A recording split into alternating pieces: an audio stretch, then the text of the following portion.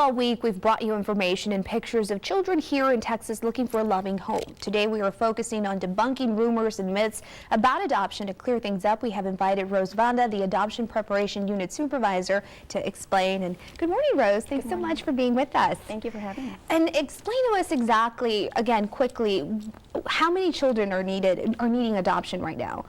In the state of Texas alone, it's about 6,000. Okay, so more than 6,000 at least, and tell us about the challenges that you're meeting, your agency is looking at here in Texas.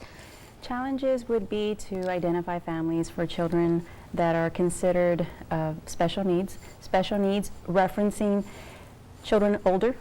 You know, you have youth, you have sibling groups, you do have children who have medical needs, but and many times people just assume special needs identifies only children who are medically fragile, and that is so untrue.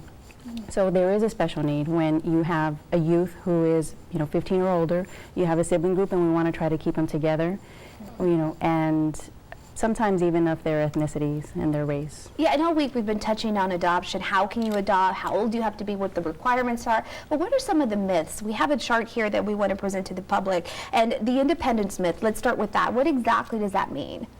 The independence myth? Many times people assume that they have to be married, only a married couple, and of the same sex. And that is completely untrue. You have to be at least 21 years of age here within the state of Texas, and you can be extremely responsible at the age of 21, and you can be unresponsible even at the age of 40. So it's something to kind of take into consideration is when you're ready for that. And families who want to increase their number in family, be able to just, open their hearts, open their homes, they realize that this is something that they want to do. So even a single parent, even if a couple who is of the same sex orientation can also open their homes and open their hearts to a child. Absolutely. We have another myth here to debunk, the unwanted child. What is that about? Unwanted.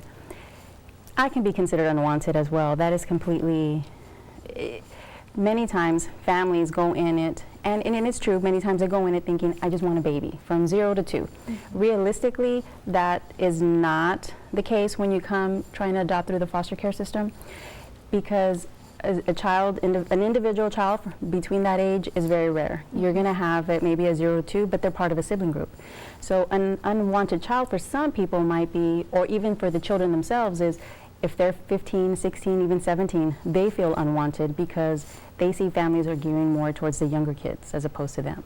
Absolutely, and that's something that we've talked about and discussed all week, that they tend to go for the younger children, the infants, as opposed to the older children, for instance, the 16-year-olds or the 17-year-olds. We have some photos here of some of the children that are up for adoption, but explain why there's that discrepancy there. It could be so many different things, people's interpretation for how they see a particular situation or how they see a particular child or youth for that matter. The discrepancy also comes from, again, the believing that they can get a younger child and mold them on how they want to create, how they want them to be a part of their family. And that's completely untrue. Right. Any child or any even adult could be molded. People do change, and a lot of times it just takes the right kind of person to help an individual child or youth, especially if they're kind of coming with a lot of hurt and a lot of rejection from their previous ways of living. Right. Okay, well, Rose, we're going to continue to talk a lot more about adoption and debunk some more rumors. So please stay with us. In the meantime, let's go ahead and send it over to Victoria.